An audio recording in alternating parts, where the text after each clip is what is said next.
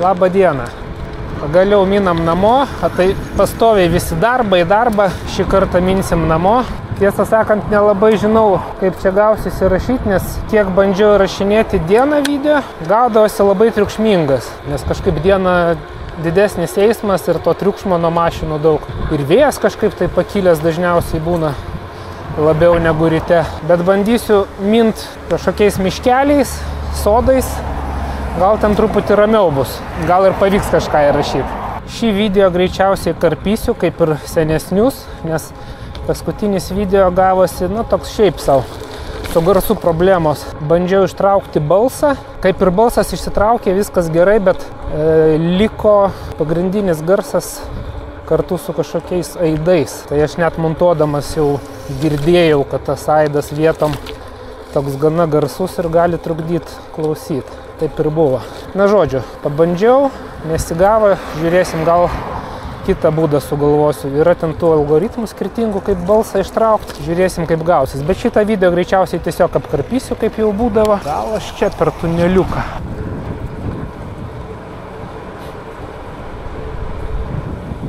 Kažkas linuoja. Tikiuosi ant kameros koks lašas neužlašės ir man nesugadins viso įrašo.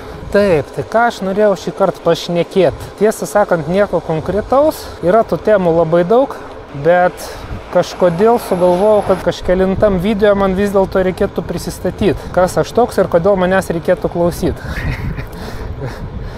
Visų pirma, manęs nereikia klausyti, nes aš šneku belenką, jūs vis tiek netikrinat tos informacijos ir po to tikit. Tai neklausykit manęs, tiesiog išklausykit. Aš pasakau, kaip man buvo, ką aš išbandęs, ką matęs, o išvadas jau darykitės patys. Ar aš nusišneku ar nenusišneku. Aklai tikrai neklausykit mano patarimų, visų patirtis labai skirtingos ir net jeigu kažkas vienam tinka, tai kitam netinka. Tai mano šitos blevizgos čia labiau gal toks kaip dienoraštis. Tikrai ne jokia instrukcija ir ne receptai. Tai va, tai kas aš toks? Grinakraujis Vilnietis, vardu Artūras, dviračio entuziastas. Tiek ir tai reikia, jums žinau. O iš tikrųjų, kas mane sieja su dviračiais, kad aš taip apie juos, kaip kitiem atrodo, išmanau daug. Nesakyčiau, kad labai daug išmanau, gal daugiau negu paprasti vartotojai, bet tikrai ne tiek daug, kiek profesionalų sportininkai arba tie patys mechanikai. Pats dviračių važinėju jau, man net sunku pasakyti, kokie 15 metų taip labai aktyviai. Kaip labai aktyviai, ta prasme dviratį naudoju ir susisiekimui, ir savaitgaliniam išvykom. Per metus numinu, taip, kažkas čia jau bezda.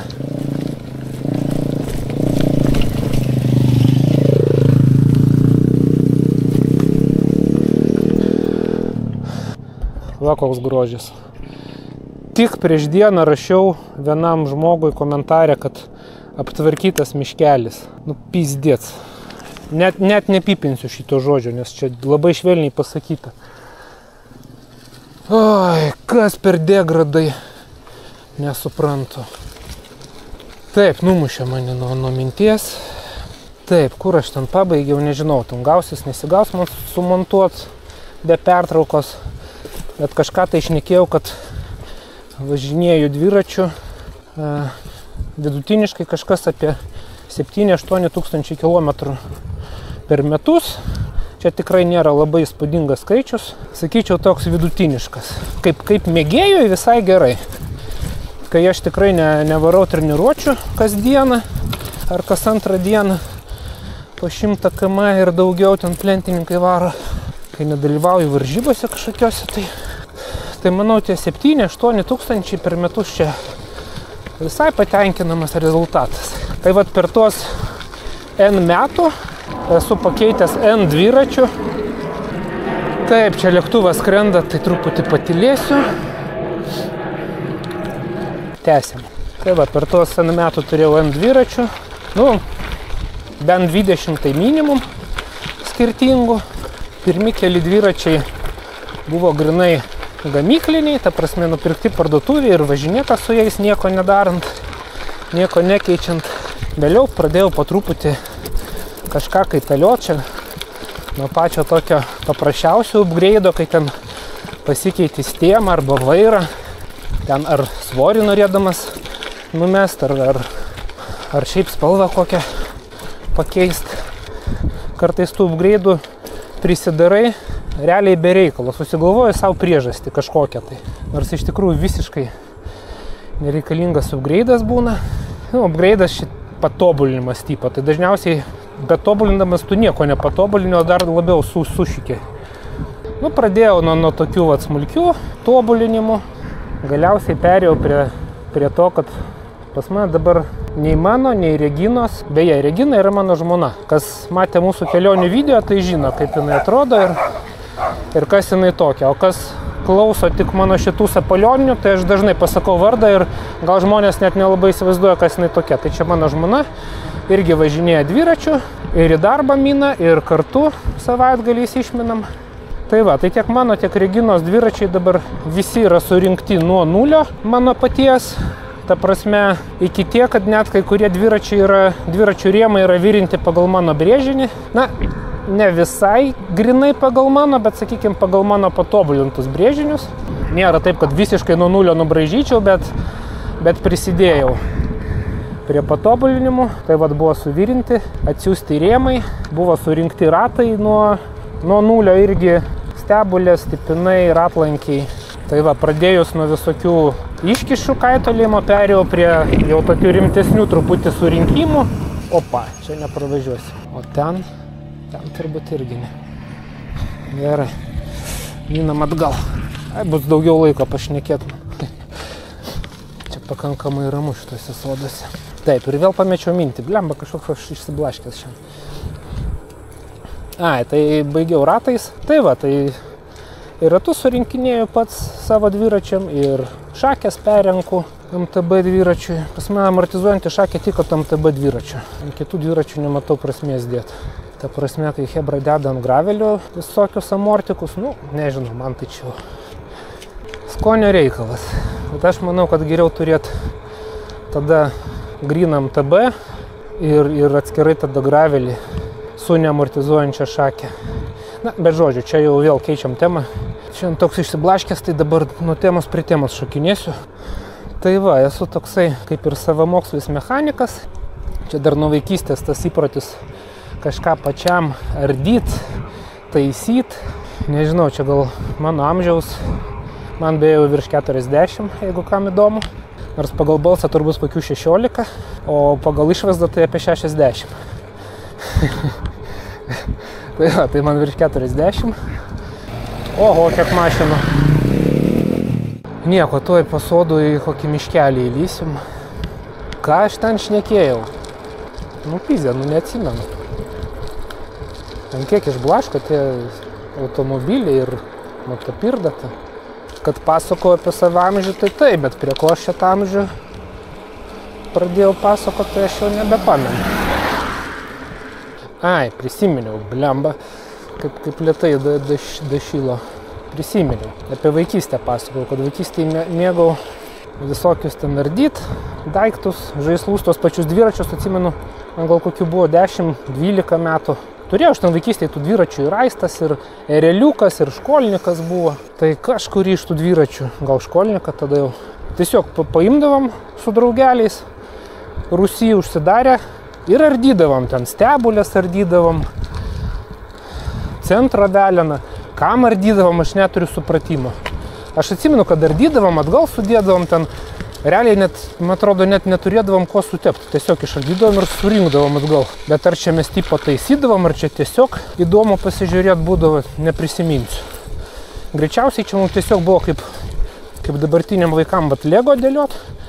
Tai mums buvo įdomu tiesiog dviračius ardyti ir vėl sudėlioti. Buvo toksai mūsų Lego improvizuotas. Ir kas įdomiausia būdavo, kad išrinkdavom, surinkdavo ir toliau tas dviratis važiuodavo. Tai žodžiu, čia tas toks noras pačiam ardyti, kažką tvarkyti jau nuo vaikystės. Tai matyt to noro vedamas ir pradėjau savo dviračius visus pradžiai taisyti kažką, tai ten reguliuoti, po to po truputį perinkinėti, tobulinti. Ir galiausiai jau surinkinėti nuo nulio, taip sakant. O tas surinkinėjimas nuo nulio irgi taip atsirado. Čia peršokau. Teko dirbti dviračių gamykloje. ne parduotuvėje, o grinai dviračių gamykloje, kur yra surinkami, gaminami dviračiai. Įsidarbinau kaip paprastas darbuotojas, dirbau 3 mėnesius, mane paskyrė į meistro pareigas ir po to po kelių mėnesių padarė gamybos vadovu. Tai čia visiškai neturiu jokio techninio išsilavinimo. Ta prasme, pas mane yra ten aukštasis matematika ir informatika ir tai nepabaigtas. Dabar dirbu pagal savo specialybę dizaino srity. Ten toks techninis dizainas, ne prie meno. Tai va, tai realiai dirbau toje gamykloje visiškai ne pagal specialybę ar kažkokius popierius, o tiesiog įsidarbinau, kaip eilinis, galima sakyti, pagalbinis darbuotojas ir vadovai pamatė, kad kažką raukiu tose dviračiuose. Tai va, kažkur grubiai per pusmetį buvau iki gamybos vadovo pareigų pakeltas. Tada įdarbinau Reginą. Taip, čia per pažintis gaunasi viską, bet tada realiai reikėjo darbuotojų. Ir aš jau žinojau, kad jinai kažkiek moka kapstytis dviračiuose. Ta prasme, jinai be problemų gali savo pasikeisti pradurtą ten kamerą, ten grandinę uždėti, nuimti, jeigu reikia. Ta prasme, tokie mini darbeliai, kur net ne kiekvienas vyras padaro. Tai aš jau žinau, kad jinai rankas turi. Taip, čia bus triukšminga, biški patylėsiu. Tai va, Regina irgi dirbo toje gamykloje. Pagrindinis jos darbas buvo tiesint ratus. Ta prasme, gamykloje yra staklės. Automatinės staklės, kurios surenka ratus, bet tam, kad juos ištiesint, yra ten kompiuterizuotas aparatas, bet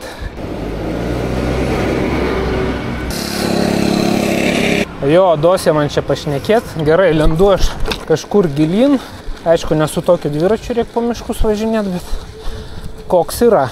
Tai va, yra tose gamyklose tie aparatai. Pas mus gal buvo toks paprastesnis truputį. Yra funkcija ištiesint ratą. Ten, ta prasme, nustatai paklaidą, tarkim, kelių milimetrų. Ir jis ten kelias minutės sukinėja ten tos stipinus. Tiksliau, sukinėja ne pačių stipinus, o galvutės stipinų. Arba nipelius, kaip jas vadina. Nors šiaip nipelis tai kaip ir ventilis. Bet žodžiu, čia jau terminologija. Tas aparatas pakankamai greitai išlygina, ištiesina ratus iki tam tikros paklaidos. Bet jinai pakankamai didelė yra. Ta prasme, ratas dar 8 galima vadinti. Jeigu nustatai, kad jisai labai tiesiai darytų ratą, tai tas labai ilgai užtrunka ir tiesiog nebeapsimok. Nes vieną ratą gali vos ne ir pusę valandos tiesint tas aparatas.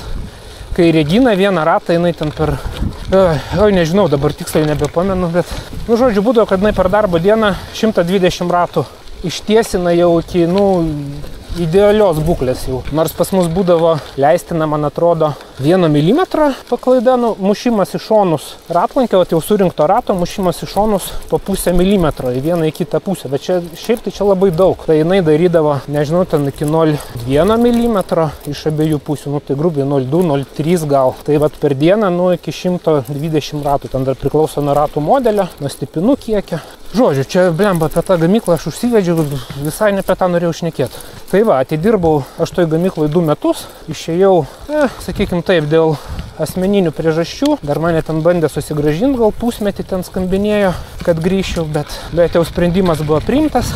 Regina dar toliau dirbo kažkiek, bet po to irgi išėjo. Tai kaip ir turiu tokią, kur aš čia atvažiavau? Ne, čia nelysiu. Atgal. Aš čia važiuoju, nežinau kur, tiesą sakant. Ta prasme, į namų pusę bandau, bet čia tiek viskas užvirtė, čia aš taip senai važiavęs. Žodžiu, kažkaip išvažiuosiu. Takelį matau. Gerai, sukam čia. Kaip čia. Oi, kaip čia smagu būtų su MTB pasiliekti. Aha, čia ir perkasta, kad nevažinėtų. Tai galima sakyti, turiu šiokią tokią, neva oficialią patirtį dviračių mechaniko. Nupyzė. Čia dar kažkas veda, kažkoks takelis.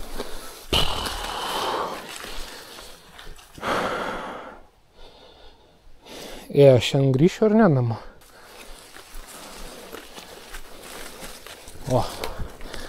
Čia jau padoresnis takelis. Taip, o prie ko aš čia pradėjau apie tą gamyklą pasakot? Daugmaž prisiminiau, kad padirbęs toj gamykloj, pamačiau, kaip yra surinkinėjami dviračiai ir nusprendžiau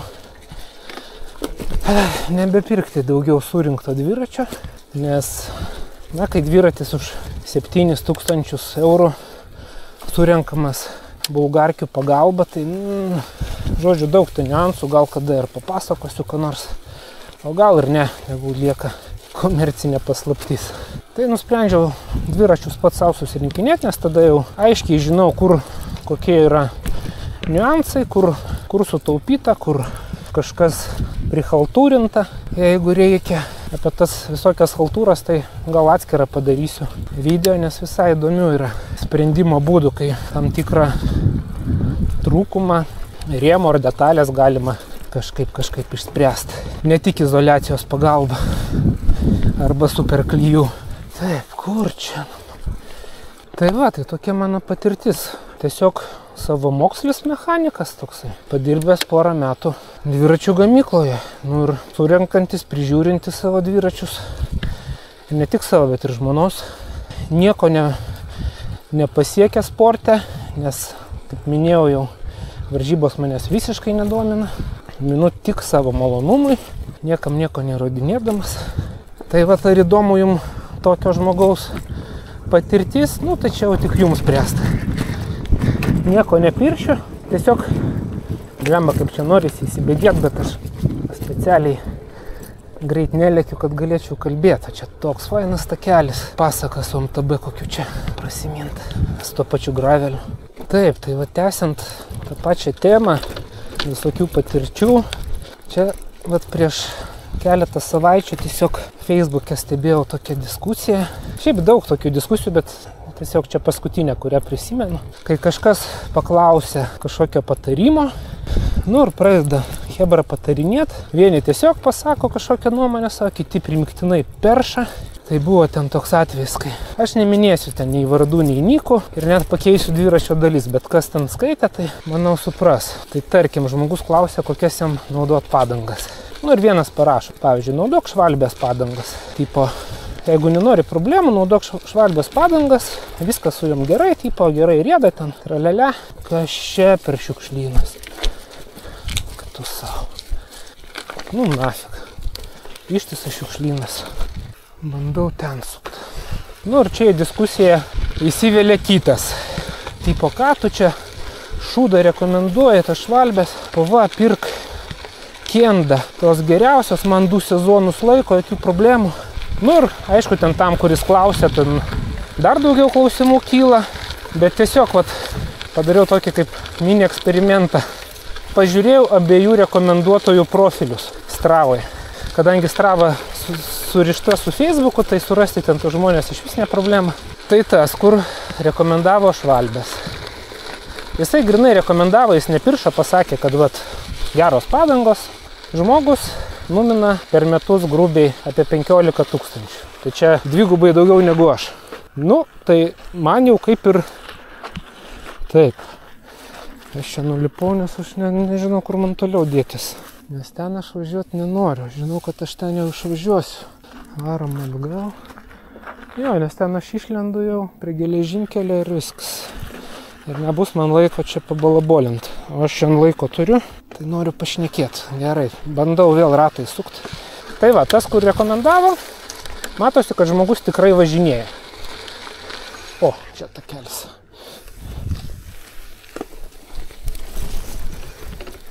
Kas per pliurzą. Aš jeigu ką čia minu per šitas košės smėlius su tokiu miesto tipo dviratuku, su vidiniam pavarom, su bagažinė ir tašė, tai nenorėkit iš manęs čia kažkokių tai rimtų rezultatų. Tai va, o tas, kur įsivėlė į diskusiją labai agresyviai, tipo, kad va čia lochai nesuprantat, ką jūs čia rekomenduojat, va čia yra geresnės tos padangos. Pažiūrėjau jo profilį.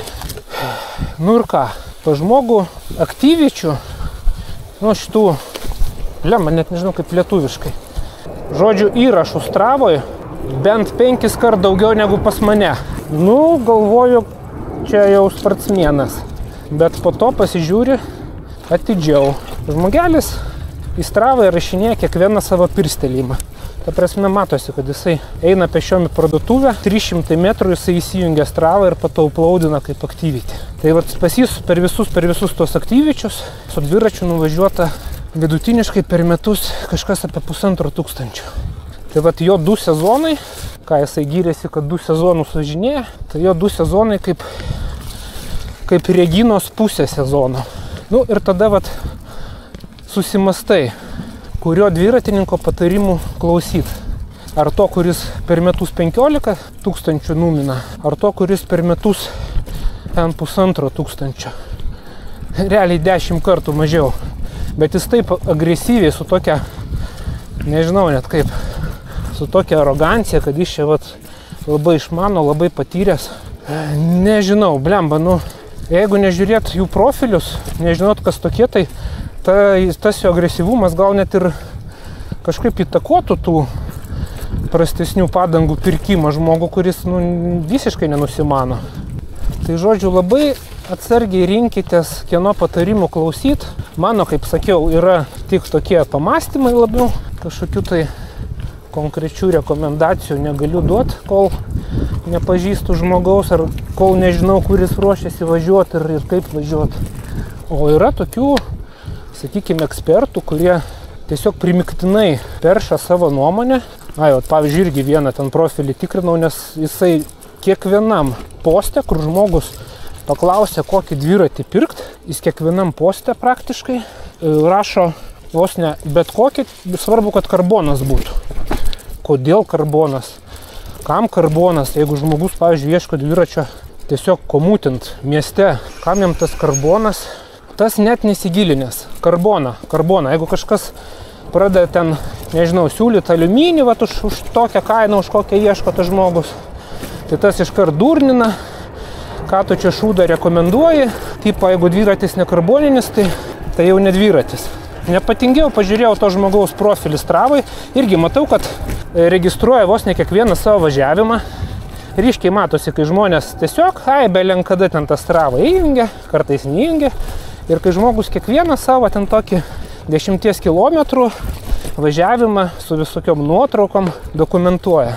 Tai va tas žmogus per metus numina 700 kilometrų. Nu, taip, kai kam tie 700 irgi atrodo daug.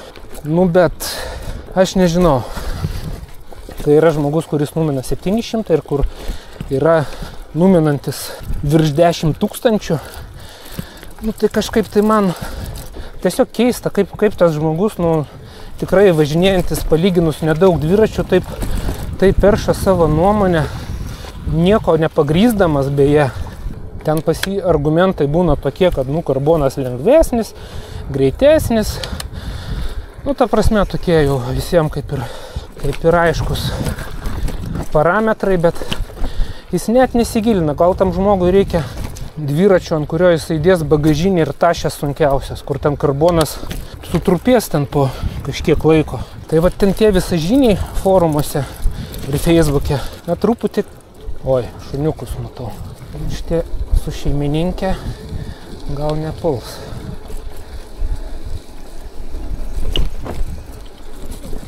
Jeigu ką, tai nuo šunų vežiojasi dujų balionėlį. Jau kelis kart teko panaudoti ant agresyvių. Ne ant tų piplių, kur ten išbėga iš kiemą, pradeda lopt, ant jo atgal užloja ir jisai cypdamas atgal bėga. Bet buvo pora tokių, kurie jau kando į koją, tai į batą, abu kartus į batą kando. Tai teko purkštelt, va ir čia šuniukas, bet čia gal geras. Šitas geras. Tai va tie visažiniai tuose Facebook'uose, agresyvūs visažiniai, kurie perša kažką, blemba, man net nežinau, kaip juos apibūdinti. Tiesiog man gaila, kad kai kurie žmonės, nežinodami, prisiklauso tų tokių patarimų aklai, prisiperka savo netinkančių dviračių arba prisiklauso kažkokių tai būtinų rekomendacijų, kad tu va dabar nusipirkai karboninį dviratį, tai tu privalai dėtis klipsinius pedalus. Nežinau, apie klipsinius pedalus pašnekėsim atskirai. Viskas su jais gerai. Tikrai nesu nusistatęs prieš juos, bet pats važinėju be klipsų. Čia toks spoileris, bet bus atskira tema. Bet va žmonės, pats turiu pažįstamą, kuris irgi prisiskaitęs tų išmintingų patarimų. Net ne patarimų, o vat būtent, kad patarimai tai yra gerai, bet kai yra peršama nuomonė ir sudaromas toks įvaizdis, kad tu privalai važiuoti su klipsais, nes kitaip tu nesiskaitai dviratininkas, tai prisiklauso tokių, pavažinėja, kažkas jam negerai, kažkas netinka, ir užmeta tą dviratį. Ir va turiu kelis netgi tokius pažįstamus, kuriem bandžiau kažką paaiškinti, bet galbūt man trūksta tos agresijos, kažką aiškinant ar pasakant, nesugebėjau aš ten nei įtikinti, nei įpiršti savo nuomonės. Tame ir esmė, kad aš nepiršau. Tai jie prisiskaitė tų forumų, nusipirko, pavyzdžiui, visiškai netinkamą dviratį. Tarkim, vienas nusipirko fulą važinėjimui va tokiais takeliais, kaip aš dabar su miestiniu dviratuku važiuoju. Ir jam tas fulas, per sunkus, jis griozdas. Ta prasme, fulas yra tikrai agresyviom trasom, leidimuisi pagrindė. Aišku, ten tų fulų dar irgi skirtingų visokių downhillo, enduro, freerido, bet čia irgi jau niuansai. Bet žmogus vietoj hybrido, kurį rekomendavau, arba bent MTB dviračio, nusipirko fulą ir viskas, ir jis jo nebevažinėja. Nusipirko irgi klipsinius pedalus ant fulo, pavažinėjo parkeliais ir užmetė. Nes jam realiai netinka tas dviratis ir, kaip ir gaila, galėtume kartu važinėti. Ir čia ne vienas toks pavyzdys. Žinau vieną irgi beje su fulu, nežinau kas ten buvo, gal ten ta mada buvo tų fulų. Nusipirko grinai komutinimui po Vilniaus miestą, dvirtakiais fulą. Bet jis važinėja. Vat negaliu pasakyti, kad jis užmetė, jisai su to fulu važinėja, gal dar iki šiol važinėja. Senai nemačiau. Bet jisai niekur, ta prasme, jisai į jokius miškelius niekur nelenda. Nusipirko dviratį grinai komutinimui. Buvo gera kaina, pasiėmė fulą, nes jam kažkas ar tai parduotuviai, ar kur išaiškino, kad du amortikai yra zašibys. Ir viskas, žmogus nusipirko. O kad jis po to ant to fulo bandė visaip meistraut bagažinę, kojelę, tai čia atskira istorija. Tai va truputį pikta, kai žmonės prisiklauso tokių patarimų agresyvių, praranda tą susidomėjimą dviračių, nes negali pavažiuoti taip, kaip jis galėtų, vien dėl to, kad jį riboja technika. Tai va, šiandien toks bus epizodas pažintinis kažkoks. Gal labiau suprasit, kas aš toks, ko aš čia šneku. Sakau, čia man labiau toks kaip dienoraštis. Kažkada jau matot, kad man su atmintim blogai, tai kai bus visai blogai, pats žiūrėsiu savo video ir vis kažką naujo sužinosiu. O jeigu jūs tuo pačiu kažką naujo sužinosit, atrasit, tai bus labai super. Dar pasikartosiu ir turbūt tą kartosiu ne vieną kartą video visuose, kad kalbu tik iš savo patirties, nes karts nuo karto vis man kažkas prikiša, kad ką tu čia savo nuomonę perši. Blemba, aš neperšu to savo nuomonės, aš tiesiog sakau, kad, pavyzdžiui, man yra geriau važiuoti, tarkim, be pampersų. Arba man geriau važiuoti su TPU kamerom, o ne su tubelės sistema. Apie tai irgi pašnekėsiu, irgi tubelės, viskas okei. Irgi nesu nusistatęs, bet aš pagal savo poreikius, aš pasirenku TPU kameras. Nepainiot su paprastom kamerom, ten tom butiliniam, senoviniam. Dabar yra TPU kameros gaminamas, pakankamai naujas dalykas.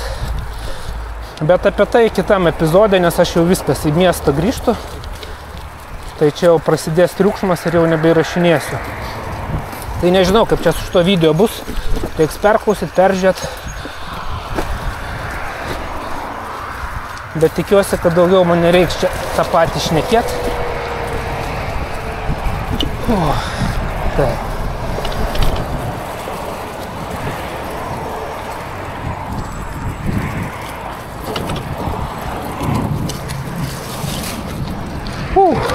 Šviesa. Tai ką, ačiū ir iki.